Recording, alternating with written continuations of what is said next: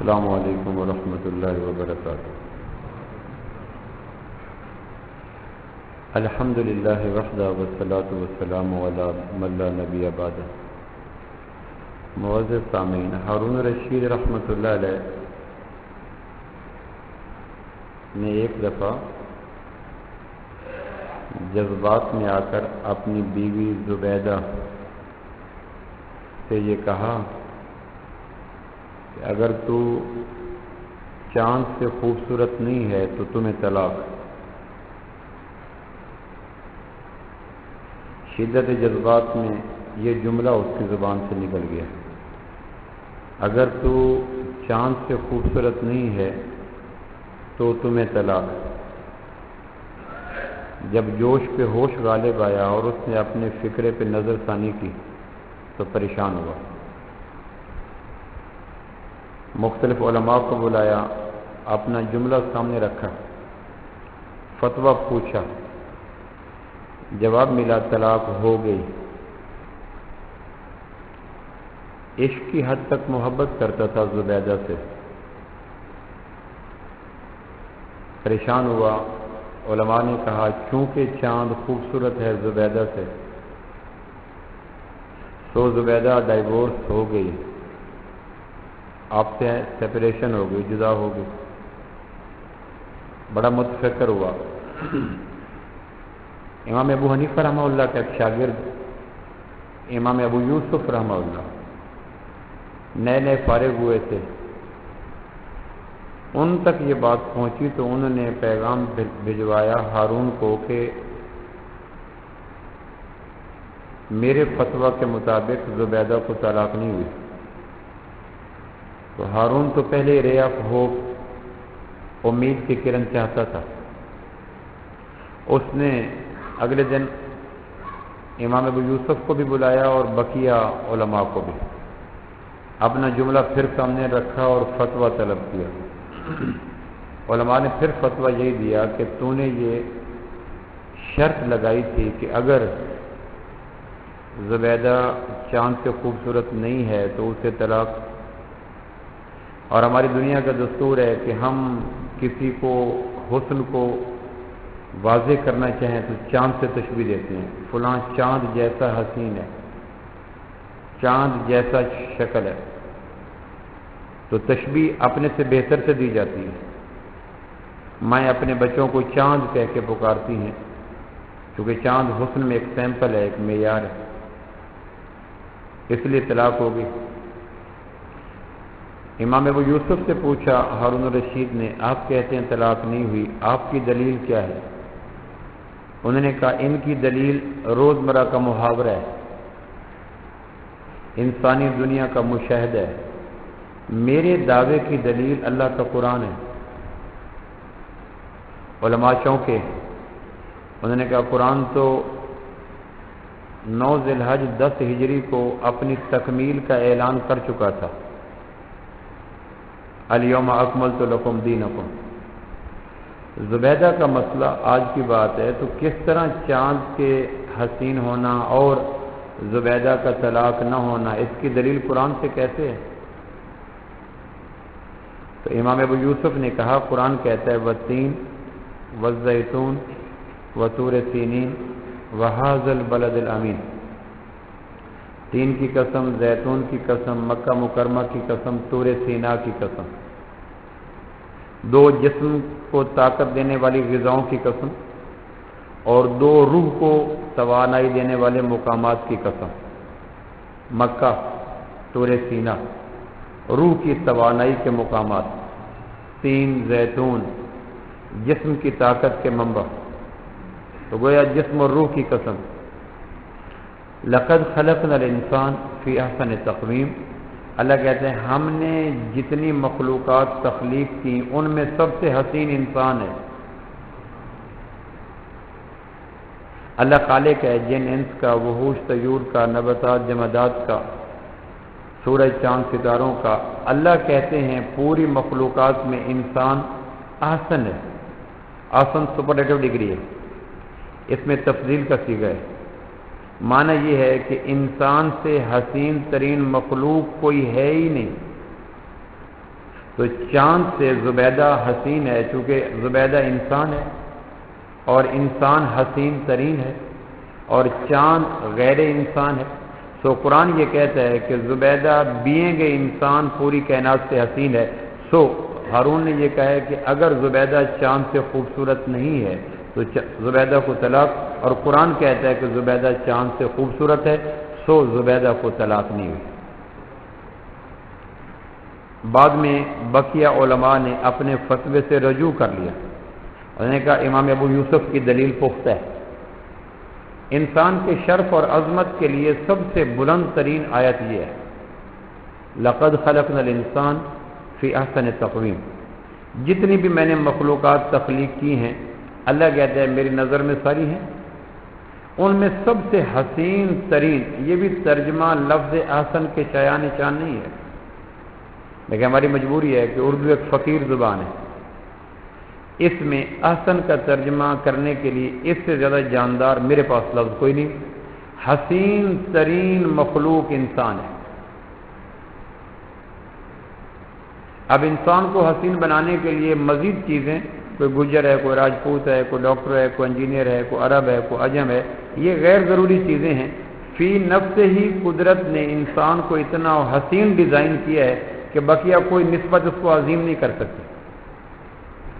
نفس انسان عظیم ترین ہے۔ وَلَقَدْ كَرَّمْنَا بَنِي آدم، ہم نے آدم کی اولاد کو تکریم دی۔ سَخَّرَ لَكُم مَّا فِي الْأَرْضِ جَمِيعًا، پوری کائنات زر خرید غلاموں کی طرح انسان پہ قربان ہونا اپنا شرف سمجھتی ہے۔ ہماری تکریم، ہماری شرف، ہماری قدر و منزلت کے لیے سب سے بنیادی آیت یہ ہے کہ اللہ کہتے ہیں مجھے قسم ہے تین کی، زیتون کی، طور سینا کی اور مکہ مکرمہ کی، کائنات میں سب سے حسین انسان ہے۔ سوال یہ ہے کہ انسان حسین کیوں ہے؟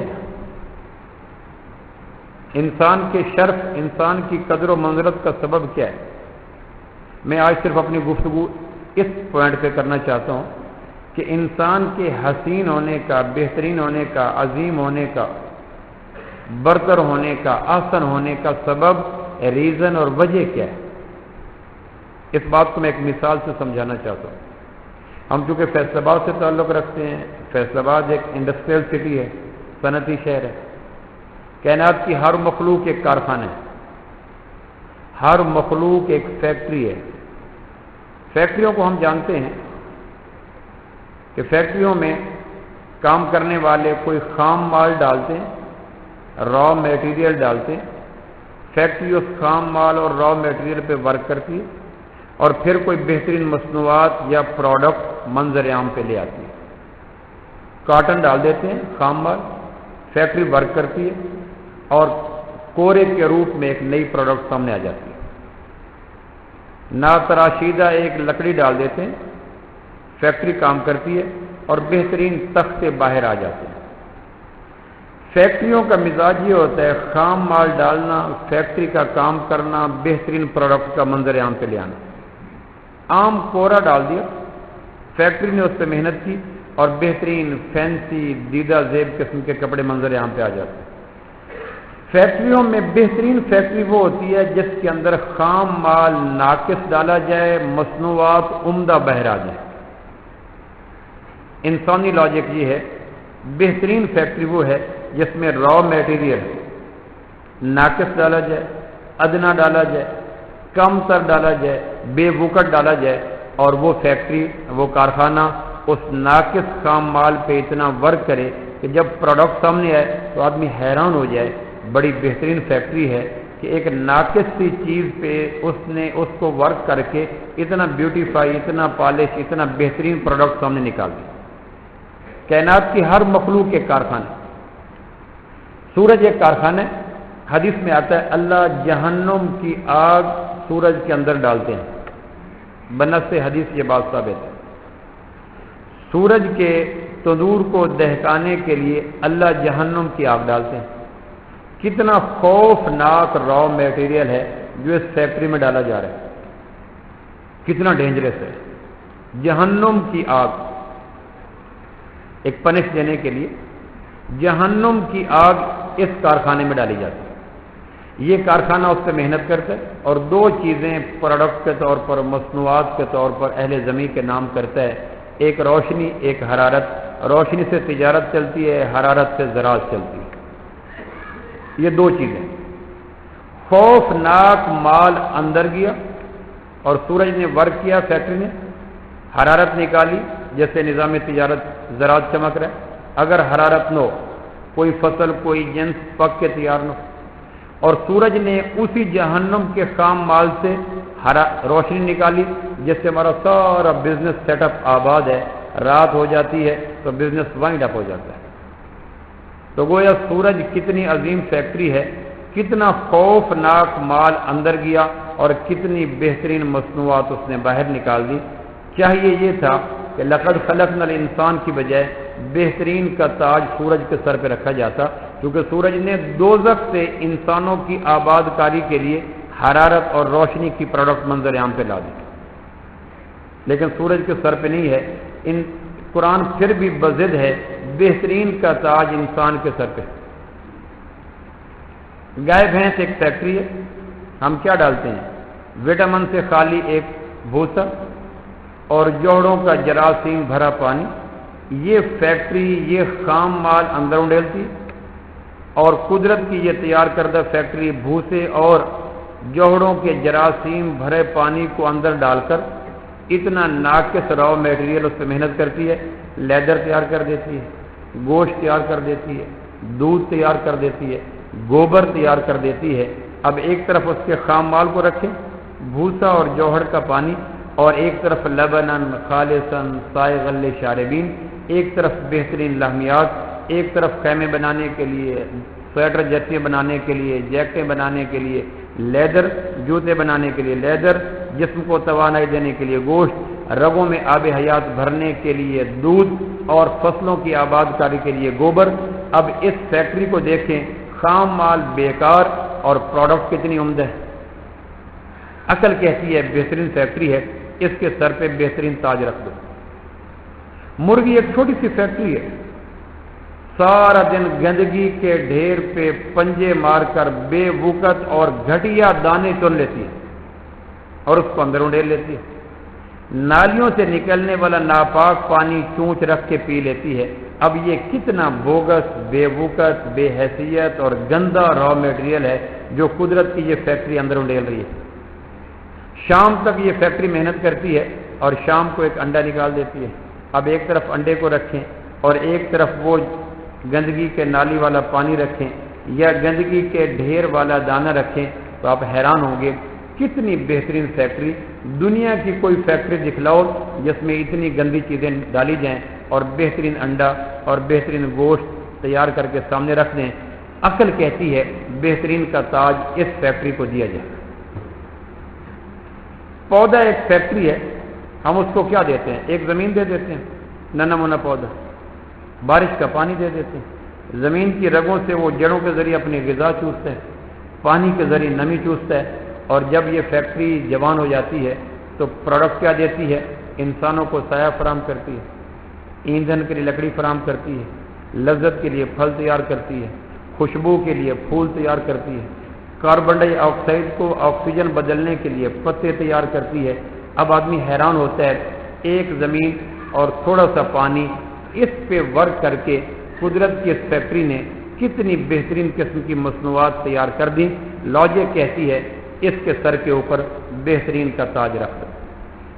لیکن قرآن بضد ہے، لقد خلقنا الانسان فی احسن تقویم، بہترین تو انسان ہے۔ اب ہم اپنی فیکٹری پہ غور کرتے ہیں، ہم بھی ایک فیکٹری ہیں۔ ہمارا خام مال کیا ہے؟ بقیہ فیکٹریوں کی پروڈکٹ ہمارا خام مال ہوتا ہے، بقیہ فیکٹریوں کی مصنوعات ہمارا را میٹیریل بنتا ہے۔ بھینس کا دودھ ہمارے اندر جاتا ہے، آم کا رس ہمارے اندر جاتا ہے، گائے کا گوشت ہمارے اندر جاتا ہے، سورج کی روشنی ہمارے اوپر آتی ہے، پھولوں کی خوشبو ہمارے اندر جاتی ہے۔ گویا بہترین خام مال ہمارے اندر جاتا ہے، ایسا خام مال کسی فیکٹری کو نہیں ملتا۔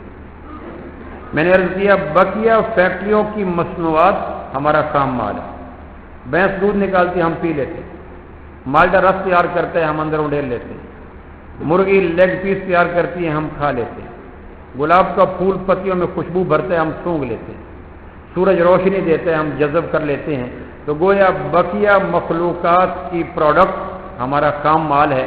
جب یہ خام مال ہمارے اندر اترتا ہے تو ہم اس سے کیا تیار کرتے ہیں؟ جس کے ذکر سے ہی وومٹ کرنے کو جی کرتا ہے، جس کے اشارے سے ہی انسانی دماغ کے اندر ایک بے چینی آ جاتی ہے، جس کا نام لینے سے ہی مجلس کے اندر آدمی بے وقت ہو جاتا ہے. سوال یہ ہے کہ اتنا بہترین خام مال اور اتنی بری پروڈکٹ، دیکھنا کجا، ذکر کجا، سونگنا کجا، اس کے تصور ہی انسان کو خوفناک کر دیتے.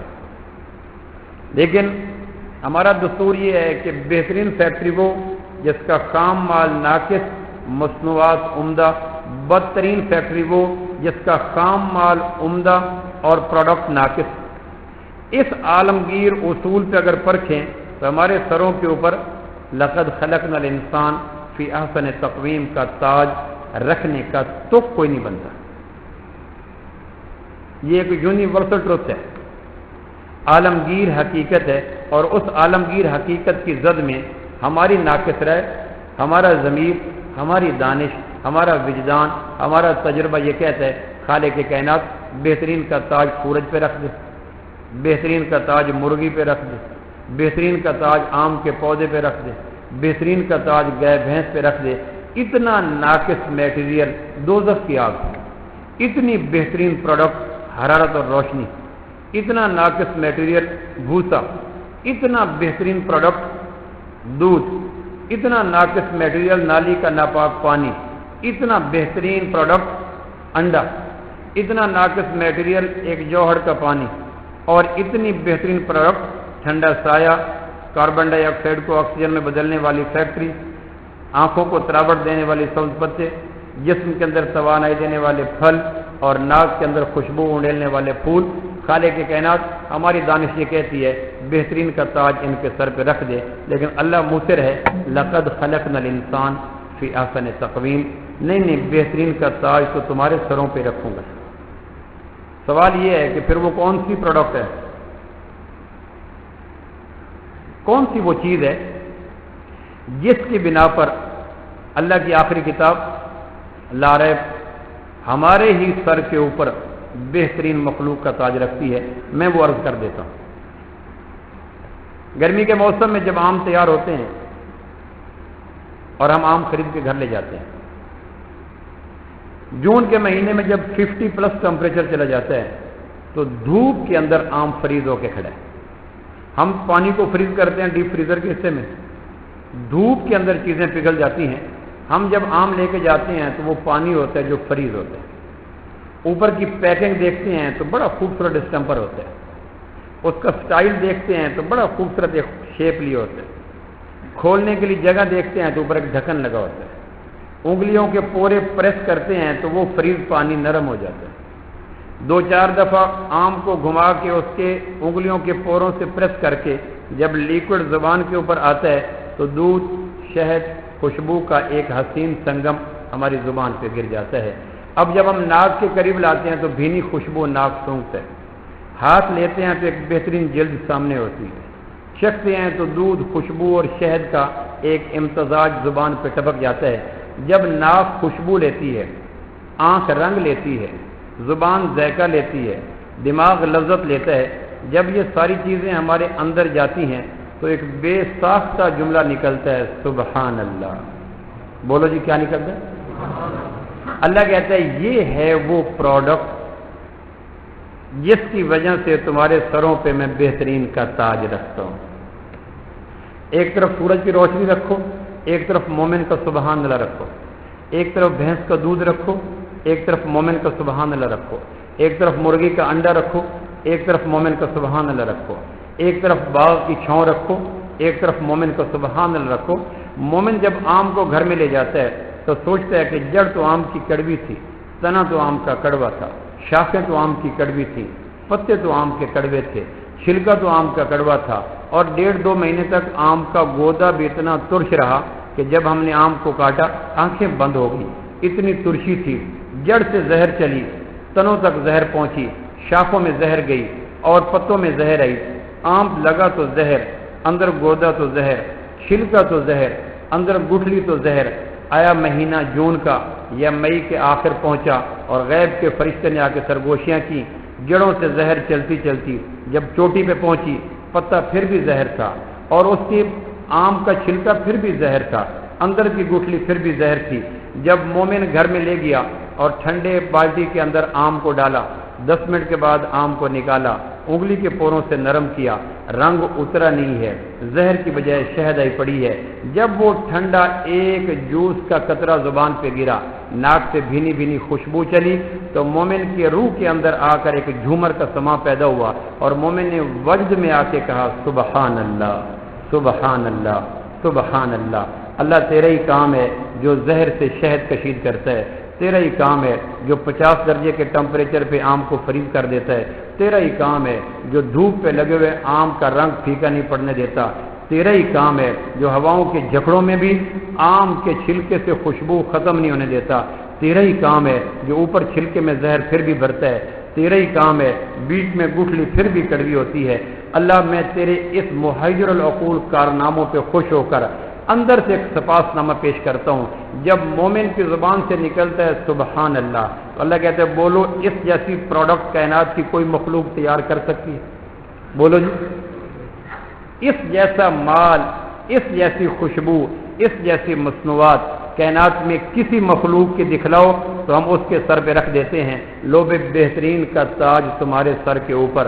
اور اگر اس جیسا مال کوئی تیار نہیں کر سکتا تو کہہ لینے دو لقد خلقنا الانسان فی احسن تقویم، کہ بے شک بہترین انسان ہی ہے جو ایسا مال تیار کرتا ہے۔ فرمان علیہ السلام ہوا میں اڑتے ہوئے جا رہے ہیں، نیچے سے کاشتکار نے دیکھا لمبا چوڑا ان کا قافلہ، بہترین قسم کا ہوائی جہاز، تو وہ ہل چلاتے ہوئے زبان سے نکلا بے ساختہ سبحان اللہ۔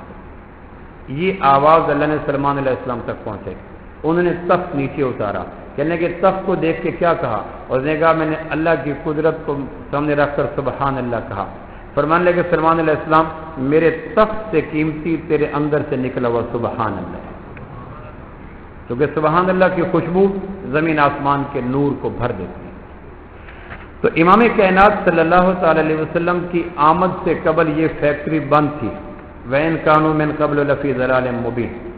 آمنہ کے لال تشریف لائے تو انہوں نے لا الہ الا اللہ کی ضربوں سے اس فیکٹری کو کھولا۔ پھر وہ منظر آیا کہ مسلمان جس چیز کو دیکھتا تھا ہر چیز سے وہ سبحان اللہ، سبحان اللہ، سبحان اللہ، سبحان اللہ کی جلغار ہوتی تھی۔ جب سورج طلوع ہوتا تو سبحان اللہ، غروب ہوتا تو سبحان اللہ، چاند گھڑتا بڑھتا تو سبحان اللہ، رات کی وحشت میں ستارے ٹمٹماتے تو سبحان اللہ، بادل بغیر پانی بغیر برتنوں کی ہوا میں کھڑا ہوتا تو سبحان اللہ، قوس قزح کے رنگ نکھلتے تو سبحان اللہ، رم جھم بارشیں برستی تو سبحان اللہ، ہوا کے سمندر میں پنچھی اڑتے تو سبحان اللہ، گاڑے ہوئے بڑے بڑے پہاڑوں کو دیکھتا تو سبحان اللہ، بہتے ہوئے جھرنوں کو دیکھتا تو سبحان اللہ، آہنی پہاڑوں کے بیچ میں اگتے ہوئے پودوں کو دیکھتا تو سبحان اللہ، پہاڑوں کی چوٹی پہ برف کو دیکھتا تو سبحان اللہ، پودوں کو دیکھتا تو سبحان اللہ، شور مچاتی ندیاں اور گنگناتے دریا اور خاموش سمندروں کو دیکھتا تو سبحان اللہ، بیوی دیکھتا، بیٹا دیکھتا، ماں دیکھتا، بہن دیکھتا تو سبحان اللہ، بدلتے موسم دیکھتا تو سبحان اللہ، رینگتے پنچھی دیکھتا تو سبحان اللہ، ریت کے ٹیلوں پہ ہواؤں کی کشیدہ کاری دیکھتا تو سبحان اللہ، تتلیوں کے پر دیکھتا تو سبحان اللہ، کھلتے ہوئے پتے دیکھتا تو سبحان اللہ، لٹکتے ہوئے پھول دیکھتا تو سبحان اللہ۔ الغرض ہر آن ہر گھڑی زمین آسمان کا درمیان اللہ کے پاک نام سے خوشبوئیں دیتا، اللہ کے پاک نام سے مہکتا۔ تو اس دور میں خالق کائنات نے کہا تھا لقد خلقنا الانسان فی احسن تقویم۔ دیکھو جس چیز کو دیکھتا ہے یہ فوراً یاد کر لیتا ہے کہ یہ خود نہیں بنی، اللہ نے بنائی ہے۔ یوسف علیہ السلام کو ان کے بھائیوں نے کنعان کے کنویں میں پھینکا۔ ویران کنووں میں گریویٹیشنل فورس زیادہ ہوتی ہے، ویران کنووں میں جب آدمی پھینکا جائے تو تیزی سے نیچے گرتا ہے۔ جب 13 فٹ کنواں بھائیوں نے آ کے پھینکا، اس وقت جبریل علیہ السلام اپنے سدرۃ المنتہا ڈرائنگ روم پہ تھے، اللہ نے وہاں میسج پاس کیا جلدی اڑو اور کنعان کے ویران کنویں کی گہرائی میں یوسف کا وجود لگنے سے پہلے پہلے نیچے پر بچھا دو، اور جبریل صدیوں کے پینڈے پہ تھا، 7واں آسمان، اس کے اوپر سدرۃ المنتہا، اور بیری کے درخت کے نیچے جبریل بیٹھا، میسج پاس ہوا عرش معلیٰ سے، جلدی جاؤ، جبریل وہاں سے اڑا، اور ابھی 10-12 فٹ یوسف علیہ السلام نے طے نہیں کیے، اور جبریل نے آ کے نورانی پر نیچے بچھائے اور یوسف علیہ السلام اس پہ بیٹھے۔ اتنا جلدی جبریل علیہ السلام نے جب یہ مرحلہ اور پینڈے طے کیے اور یوسف علیہ السلام کو پروں پہ بٹھایا تو داد طلب نگاہوں سے آسمان کی طرف دیکھا اور کہا، دیکھ یا اللہ تیرے حکم میں کتنا جلدی صدیوں کا پینڈا طے کر کے کنعان کے ویران کنویں میں پہنچا ہوں، دیکھ میرے برابر کوئی اتنا تیزی سے آ سکتا ہے؟ تو اللہ نے اس وقت فرمایا تھا، جبریل مومن چلتی ہوئی چیونٹی کو دیکھ کر جتنا جلدی میرے تک پہنچ جاتا ہے اتنا جلدی تو کنعان کے کنویں تک نہیں پہنچ سکتا۔ فرشتوں سے بہتر ہے انسان بننا، مگر اس میں پڑتی ہے محنت زیادہ۔ الذين يذكرون الله قياما وقعودا وعلى جنوبهم ويتفكرون في خلق السماوات والارض ربنا ما خلقت هذا باطلا، بیٹھے لیٹے اٹھے، پہلی صدی وہ تھی ہر گھڑی مومن ایک ایک چیز کو دیکھ کر اللہ کو یاد کر رہا تھا۔ یہ اللہ کی یاد 4 فائدے اندر پیدا کر رہی تھی۔ پہلا یہ کام، جب مومن ہر چیز کو دیکھتا اور اللہ کو یاد کرتا، بیٹے کی معصومیت کو دیکھتا، بیٹی کی گفتگو سنتا، ماں کا محبت بھرا چہرہ دیکھتا، بیوی کا محبت بھرا چہرہ دیکھتا، تو ہر ایک کو دیکھ کر مومن کہتا ہے یہ میرے اللہ نے بنایا، یہ میرے اللہ نے بنایا۔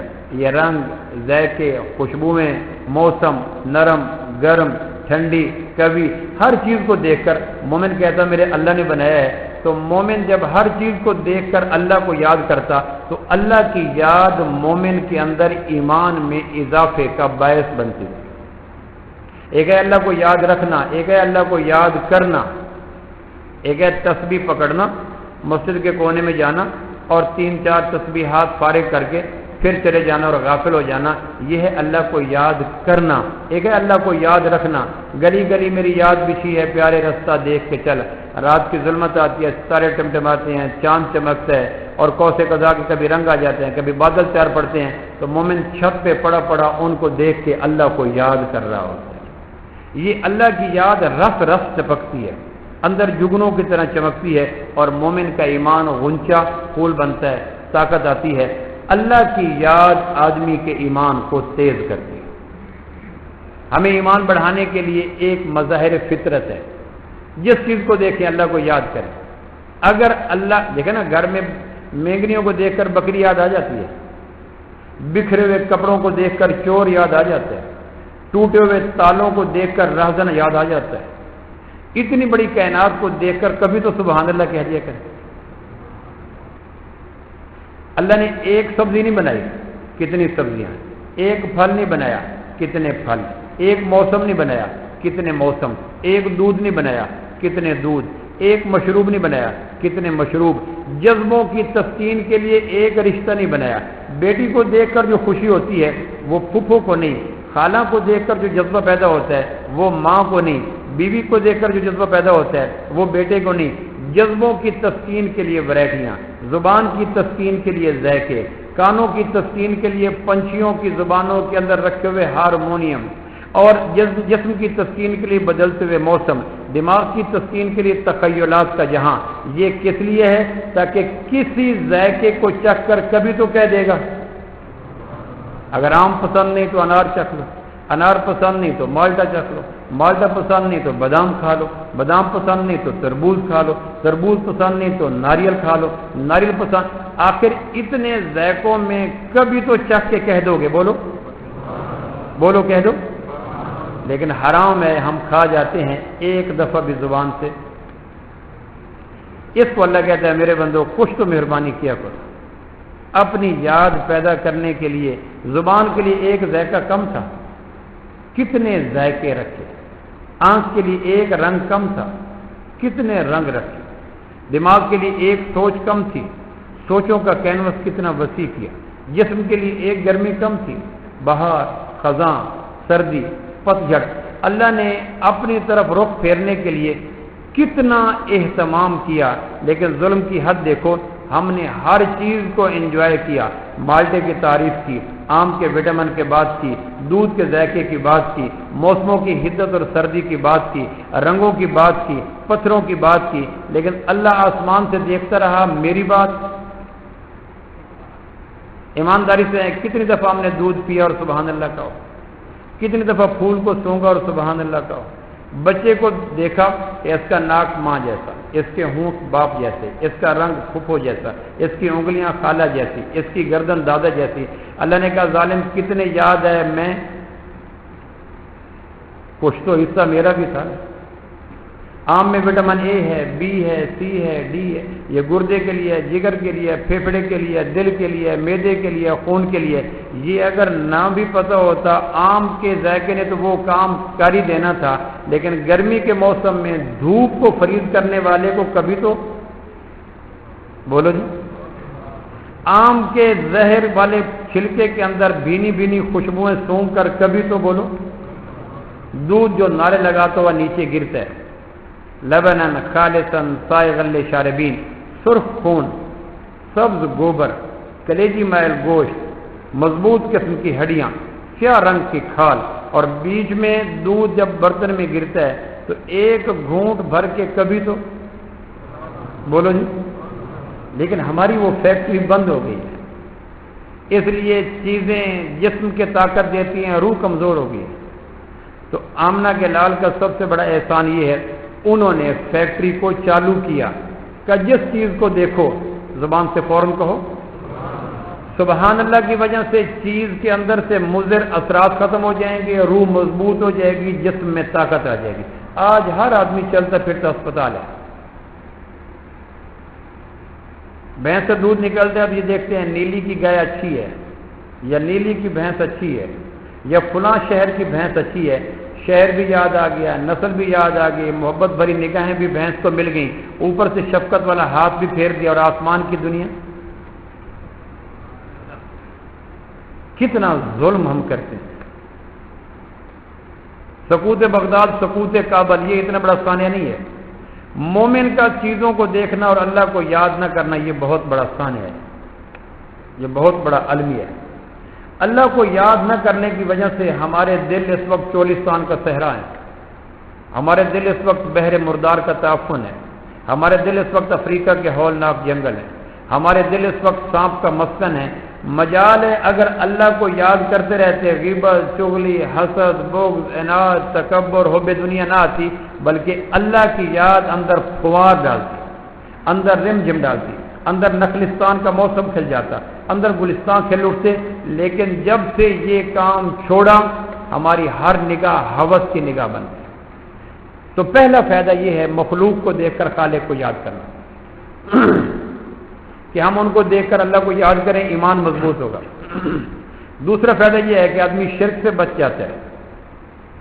ایران کا ایک آدمی پہاڑوں پہ چڑھا لکڑیاں توڑنے کے لیے، پتھروں کے بیچ میں سے ایک سانپ نکلا، سانپ حملہ کرنے کے لیے آدمی کی طرف دوڑا، آدمی بھاگا، سانپ پیچھے بھاگا، اس نے پتھر اٹھایا، سانپ کو مارا، سانپ پتھروں کے بیچ میں چھپا، پتھر سے پتھر ٹکرایا، ایک چنگاری نکلی، قریب پڑے ہوئے ایک تنکے نے چنگاری کو پکڑا، وہ چنگاری پھیلی، ہواؤں نے آ کے پھیلاؤ دیا، سانپ بڑا بھاگا، اس لکڑی کو آگ، اس جڑی بوٹی کو آگ، اس پودے کو آگ، سانپ بھاگتا بھاگتا بالآخر پھیلی ہوئی آگ کی لپیٹ میں آ کے جل گیا۔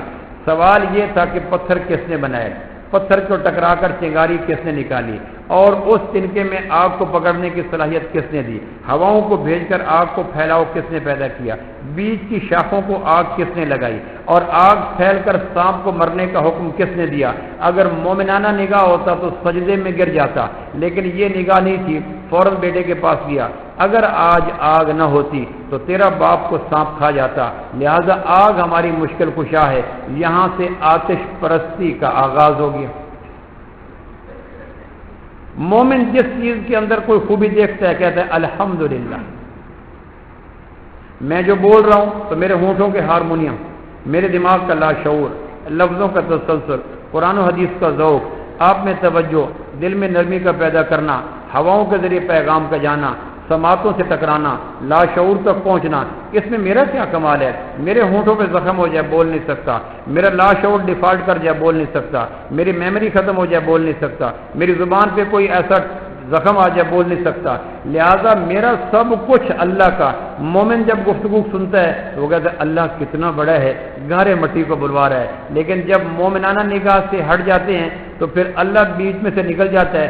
پروفیسر اسرار معاویہ کیسی بات کر رہا تھا، اللہ کہتا ہے ظالموں قطرے سے یہاں تک میں نے بنایا، اور جب تعریف کا وقت آیا تو تم نے گارے مٹی کی تعریف کی، خالق کے کائنات کے حوالے سے ایک دفعہ بھی نہ کہا۔ تو اگر آدمی مخلوق کو دیکھ کے اللہ کو یاد کرے تو شرک سے بچ جاتا ہے۔ شجر پرستی کیسے پیدا ہوئی؟ بلند درخت کو دیکھا، اس کی پھیلی ہوئی شاخوں کو دیکھا تو انسان نے کہا بہت بڑا درخت، جھک کیا۔ رہا وہ ذات جس نے بیج کو پیدا کیا، بادلوں کو برسایا، بیج کا لباس اتارا، جڑوں کو نیچے کیا، ایمبریو کو اوپر کیا اور سورج کی کرنوں سے اس کو مضبوط کیا۔ ننا منا بیج انگلی لگا دیں کومپل مرجھا جائے، اس کو اٹھا کر 100 فٹ اوپر کیا، شاخیں پتے نکالے۔ تو مومنانہ نگاہ یہ تھی کہ بیج سے پودا بنانے والا کون؟ تو پودے کو دیکھ کر کیا کہتا؟ لیکن جب یہ نگاہ ختم ہو گئی تو برگد کے درخت کے نیچے سجدے شروع ہو گئے، بوہڑ کے درخت کے نیچے سجدے شروع ہو گئے، ہمالیہ کی اٹھتی ہوئی بلندیوں کو دیکھ کر سجدے شروع ہو گئے، ابھرتے ہوئے سورج کو دیکھ کر سجدے شروع ہو گئے۔ تو مومنانہ نگاہ شرک سے بچاتی ہے، اور جب مومنانہ نگاہ سے آدمی جینا چھوڑ دیتا ہے تو ایک ایک چیز کے آگے جھک جانے کو جی کرتا ہے۔ عیسائیت کی دنیا کیسے برباد ہوئی؟ انہوں نے دیکھا کہ مریم صدیقہ بغیر شوہر کے بیٹا پیدا ہوا۔ گزشتہ جمعہ میں نے عرض کیا تھا، بند کمرے میں جب مریم صدیقہ باہر نکلی ہیں، ادھر الشبہ اور الزبتھ جن کو میں نے بتایا تھا، یحییٰ علیہ السلام کی پیشین گوئیاں قائم ہو چکی ہیں، زکریا علیہ السلام بیٹھے ہیں، 9 ماہ کے بغیر الزبتھ کے اوپر وجود میں تبدیلیاں آ چکی ہیں۔ اتنے میں باہر دستک، من دکل الباب، کون؟ کہ مریم۔ باہر زکریا علیہ السلام گیا تو شاخ بید کی طرح مریم کانپ رہی ہے، رنگ ہلدی کی طرح پیلا پڑ چکا ہے، وجود بے ساختہ کانپ رہا ہے، آنکھیں ساون بھادو کی طرح برس رہی ہیں۔ بیٹا تمہیں کیا ہوا؟ کہ خالو میں کمرے میں بیٹھی تھی۔ پھر کیا ہوا؟ کمرے کی چھت کھلی۔ پھر کیا ہوا؟ خوبرو انسان نیچے اترا۔ اس نے کیا کہا؟ میرے کمرے میں آیا، میں نے کہا انی اعوذ بالرحمن منک ان کنت زکیہ، رحمان کی پناہ چاہتی ہوں، کمرے سے نکل جا۔ اس نے کہا لیہب لک غلاما زکیہ، میں تو تمہیں بچہ دینے آیا ہوں۔ میں نے کہا انا یکون لی غلام ولم یمسسنی بشر ولم اک بغیہ، میرا بچہ کیسے ہوگا؟ نہ میں شادی شدہ، نہ میں غلط راہوں کی راہی۔ اس نے آیا اور میرا یوں آستین پکڑی، پھونک مارا، کہا اس نے دینے کا فیصلہ کیا ہے جو اپنے فیصلوں کے نفاذ کے لیے مخلوق کے تعاون کا پابند۔ کائنات میں اللہ کی مجبوری اللہ کے لیے ضروری، ہر مخلوق کی مجبوری ہر مخلوق کے لیے ضروری، اللہ کی بھری کائنات میں بولو مجبوری ضروری۔ تو کہنے لگے خالو آیا، پھونک مارا اور میرے وجود میں تبدیلیاں ہوگی۔ زکریا علیہ السلام پہلے پریشان تھے الشبہ کے حوالے سے، گھر میں آیا، بیوی سے کہنے لگے تیرے بھانجی کے اندر یہ تبدیلیاں ہو گئیں، اور تیری بھانجی کی ماں یعنی تیری بہن وہ تو اپنی بیٹی کو چھوڑ گئی تھی تزکیہ نفس کے لیے، اس کے وجود میں ولادت کے آثار نمایاں ہو گئے، یہ کیا ہوا؟ اندر الشبہ نے اپنے چہرے کو پیٹا، زکریا علیہ السلام پریشان ہوئے، باہر نکل کے آیا تو مریم کوئی نہیں، 6 میل دور ایک جگہ بیت لحم، اجڑا ہوا صحرا، ٹیلے کے پاس جا کر مریم بیٹھی، ایک کھجور کا تنا، اس کو آسمان کی بجلی نے جلا کے شاخوں کو برباد کر دیا۔ کھجور وہ درخت ہے، شاخیں جل جائیں پھر دوبارہ ہرا نہیں ہوتا، ہر پودے کی شاخوں کو کاٹ دے وہ ریئیکٹ کرتا ہے، رد عمل کرتا ہے، لیکن کھجور کی شاخوں کو کاٹ دیں وہ بالکل مرجھا جاتا ہے۔ آسمان کی بجلی نے شاخوں کو جلا دیا، اور ریت کے پانی کی کمی نے اس کو باہر اچھال دیا، اور بیابانی ہواؤں نے اس کو اندر سارے پلپلا کر دیا۔ ٹیڑھا میڑا کھجور کا تنا اوپر جلا ہوا، جڑیں نکلی ہوئی، ریشے باہر، اور مریم صدیقہ نے ٹیلے کے پاس جا کر اس پلپلے والے تنے کے ساتھ ٹیک لگائی اور کہنے لگے یا اللہ یا لیتنی مت قبل ھذا وکنت نسیا منسیا، کاش میں اس دن کے آنے سے پہلے مر گئی ہوتی، میری قوم دیکھے گی تو کیا کہے گی۔ اب اجڑا ہوا تنا، ویران قسم کا ٹیلا، وہاں بیٹھی ہیں اور بغیر درد ذہ کے عیسیٰ علیہ السلام پیدا ہو گئے۔ اب مومن جب یہ واقعہ سنتا ہے تو بولو کیا کہتا ہے؟ بولو کیا کہتا ہے؟ لیکن عیسائیت نے اس کام کو اللہ کی طرف منسوب کرنے کی بجائے عیسیٰ کی طرف منسوب کر دی۔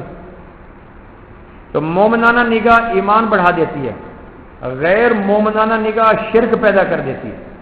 عیسیٰ علیہ السلام پیدا ہوتے پاک پوتر دھلے دھلائے مرجعیت محبوبیت نورانیت ساری کشش، نبی بائی برتھ نبی ہوتا ہے، سارا وجود کے اندر انگوٹھے کو چوسنا شروع کر دی، انگوٹھا چوس رہے ہیں، اتنے میں مریم کی ٹھنڈی سانس نکلی۔ کیا ہوا؟ کہ یا اللہ پیاس لگی ہے، کہ یوں ایڑی مار، یوں جو پاؤں کی ایڑی ماری تو سینہ صحرا میں واٹر لیول تو خاصا نیچے ہوتے ہیں، صحراؤں کے اندر تو پانی 100 فٹ پہ نظر نہیں آتا۔ مریم کی ایڑی سے کتنا شگاف پڑ گیا، کہنے کہ مار ایڑی ماری تو قرآن کہتا ہے تازہ چشمہ باہر نکل آیا۔ تو مومن اس کو سن کے کیا کہتے ہیں؟ سینہ صحرا سے پانی نکالنے والا کون؟ یہ مریم کی ایڑی کے پیچھے قدرت کس کی کام کر رہی ہے؟ یہ وہ مومنانہ نگاہ ہے جو ان مناظر کو دیکھ کر اس کا ایمان غنچے سے پھول بن جاتا ہے۔